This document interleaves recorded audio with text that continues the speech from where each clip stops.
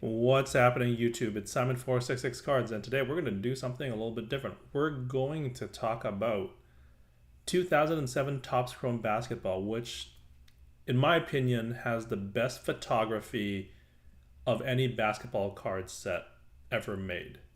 Not design, just talking about the photography. And so we're going to go through some examples here. Actually, we're just going to go through the entire set because I think this is basically just unbelievably beautiful cards.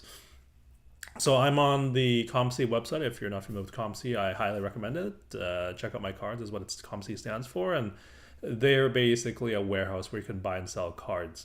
And so they have basically every card since the beginning of time in their warehouse. So it makes it easy to look at pictures of them. So let's start off here. Card number 1. Look at this awesome card of Amari Stoudemire laying the ball up over someone. What you'll notice is that in Topps Chrome, they've got a lot of cards around the hoop, around the basket, where all the action happens. And so you see this Dwayne Wade card, right? Look at this. Look at this thing. This is gorgeous. He's like reaching for the skies for the dunk. Like, it's just awesome photos. And he's got a bunch of Lakers, it looks like, around him there. I believe that's Vladimir Radmanovic. That's bringing it back. So next one here, you have Chris Bosh going in for a layup. You know, that's another great picture right around the basket. These are just great action shots, and we don't see enough of that in today's cards. Like, if you compare this to the Prism Classic card of which is the pose, you know, at a photo shoot somewhere, right? Like this Jason Kidd card, like this is awesome. This card looks awesome. Like they all look awesome, right? Let's find another one here. Oh yeah, this Yao Ming card. You know, he's posting up a Laker here. This looks like Kwame Brown maybe.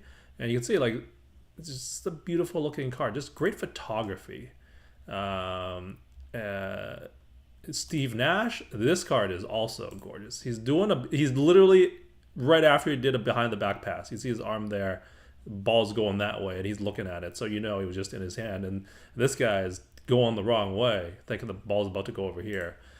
Just another iconic photography, and a lot of, like I said, a lot of horizontal cards at the rim. You see Dwight here doing his thing.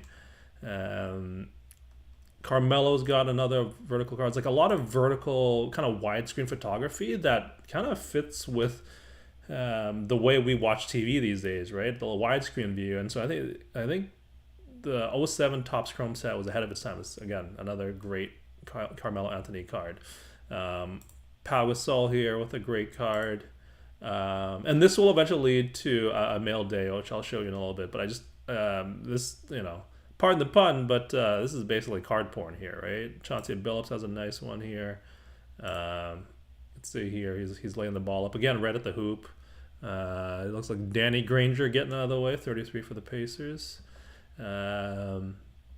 Yeah, like, and then here we go. Here are some just absolutely beautiful pictures. Like, look at Garnett as the ball's going through the hoop. Like, it doesn't get any better than that. And then this is the one that turned me onto the set. This Tim Duncan card, I'm assuming it's Golden State, at the free throw line, widescreen, as the fans have their little twisty twizzlers or whatever these things are called in the background, trying to distract him at the free throw. Just like, this is just such a beautiful photograph for a card. And then he's at the line by himself. Just like to me, this is like one of the, in terms of photography, just one of the, I would say like one of the most iconic photos for a basketball card. It looks gorgeous, right? And we're gonna keep going here. Let's see, where did it go? Did I go too far? No, it did not. I lost my place here. Yeah, so got my cover. And then, like, the LeBron one is unbelievable. Like, mid reverse dunk here. Oh, my computer is taking its sweet time. What's happening here? Here we go. Yeah, like, look at this mid reverse dunk. You can see the hoop here. It's between his legs. He's doing like a between the legs pump slam. Just unbelievably gorgeous cards. And then the other one, it's Kobe going for a reverse. It looks like he's going over here. He's about to lay the ball up. It's, I think, the hoop is right here, so he's going this way. He's doing a reverse here. Just unbelievable photography. in my opinion. Here, let's take a look, see if this one is. This one probably might be a little bit better. Yeah, I can see the hoop is right there. Yeah, and so you can see like 1, 2, 3, 4 Blazers watching them do it. It's really just beautiful photography. I'm like this Vince one is also great. You can see here again another horizontal at the hoop. Although he looks like he's behind the hoop almost. Just great photography there. The other one here is Shaq. Shaq's got an iconic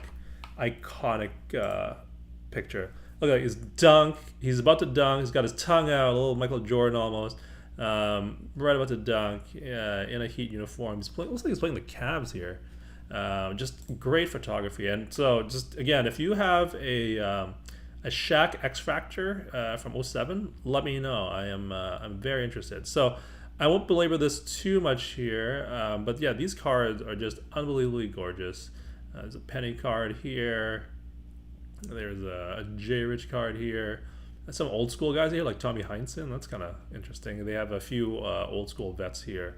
Yeah, and so these cards, to me, just absolutely beautiful set, absolutely beautiful cards. And we're now getting to the point where they're 15 years old, right? This is 07, we're in 2023. They're more than 15 years old. And so they're just a couple of years away from getting to that 20-year territory where they're no longer even sort of recent. They're full on in the past. And so that, I think it's going to become one of these iconic sets. Obviously, again, great photography. Here's another great one. It's a T-Mac card where he's being guarded by Kobe. You can see here he's reaching here as T-Mac's driven it past him to the hoop. And so, to me, I think this is going to become one of those iconic sets because of the photography. And so I think, again, just like these cards are beautiful to have, and it's great to have them. But I think there is some potential, as if Fanatics brings more people to the hobby, is if people go back in time and look at some of the more iconic pictures and photography, like people always look at these cards as just they're pictures of guys playing basketball on cardboard, but they're also art, right? And so the better photography is going to have more staying power. And then now we've gotten into the rookie card phase here, and so that's the most famous one of all this year is the KD, as you can see mid pose there. Right as about to shoot a jumper, and so another just great photo. And so I immediately when I saw these cards, I wanted there was two cards, right, I talked about earlier. There's the Duncan and there is the Kobe that really stood out to me, and also very interested in the Shaq and LeBron, but obviously LeBron's pricier. The Shaq is also a really gorgeous looking card that I would love to have. And so when we look at this Kobe, as it's loading or not loading, I decided I just don't want a base card, right? Because there's a bunch of base cards out there. What I want is, and I'm now on TCDB Trading Card Database, another great set. There are 4 sets of parallels. There's a superfractor. Let's give up on that. You're never getting the superfractor. It's not attainable. It's impossible. It's in some super collector's collection somewhere. So the refractor here, that's at a $9.99. Yeah, it's fine. Then you have the orange here. It's at a $1.99. It's like, oh, okay, but that's still a lot. And then you have the white, it's at a $99. Cool. And then you have the X Fractor, which is out of $50. And so short of the X Superfractor, this is the lowest pop card that there is, right? It's out of 50. And so, ComC, why you let me down? Anyways, so that's my mail day. Those are 2 cards that I bought. I bought the Tim Duncan X Fractor PSA 10. It's mislabeled as 2008. So if you actually look at the pop report, this is a pop 0. Because it's mislabeled as a 2008 X Factor. It's actually obviously from the photo, it's 2007 and there's no PSA 10. So this is actually what whenever this happens, I like to call it the impossible card, but this is a PSA 10 of an 07 Topps Chrome X Factor Tim Duncan with the iconic photography. So I purchased this recently and I'm glad to have this in my collection. I think this is just a beautiful looking card. It combines all the things you would want in a card, right? It's great photo, great rare parallel, a great condition, PSA 10, the only one that exists, and according to the PSA registry, it doesn't exist. And then I also bought, and I'm on Ship My Cards if you're not familiar. Great website if you want to skip paying taxes, even if you're not in the even if you're in the States. It might make sense for you if you are in a tax-paying state. They reroute it through Oregon, which is a non-tax-paying state. So if you're making big purchases, saving the few percent, it'll make a difference. And they charge very reasonable rates. Anyways, getting back to this. So I also bought this Kobe. You can see here. It's also an X-Fractor BGS 9.5. I believe there's only 3 or 5 PSA 10s out there, which makes sense because there's only 50 of these cards. So these are 2 cards that I purchased recently and are in my now in my collection. I won't say I'll have them forever. Everything has a price, obviously, but I think I'm very happy to have these in my collection for a while, and I would love to add some other iconic players, whether it's a Shaq, which should be reasonably priced given that he's not exactly he's compared to where he is in basketball history. Cards are very, very underpriced because everybody loves Kobe from his team, even though Shaq was the one that led the team to the finals and the championships with his 3 MVPs. Neither here nor there. So I would love to add the Shaq X-Fractor to the set. So that's it. That's the video for today. I just wanted to very little or less analysis from a business perspective, economics perspective, or a data perspective. This is just about, let's just talk about great looking cards and being a collector. The one thing I will say from a business perspective is that with Topps and Fanatics coming back, I can't imagine a world where they don't bring back Topps Chrome basketball, and I think that'll lead some collectors back into the hobby that might have exited, and it will also bring more attention to Topps Chrome and this great photography that they've had, right? You think about the other years too, right? There's like the chalk toss LeBron and where he's being guarded by Kobe, and so I think that'll bring back more attention to some of the older years. And again, if and when they need to wait out the Panini license to 2025, this is 07, it'll be really close to 20 years old, and I think there will be a fondness and almost like not borderline vintage, but it'll be like vintage Topps Chrome, which I think will increase the allure of these cards to I mean, pardon the phrase, but real collectors out there, right? So I think there's a lot of investor potential in these cards, but I think it's also just, if you're fans of basketball, if you're fans of basketball cards, like these cards are just look amazing and look unbelievable, and I'm glad to have them in my collection. So that's the video. A little bit different one for today, but hope you enjoyed it. Hope you are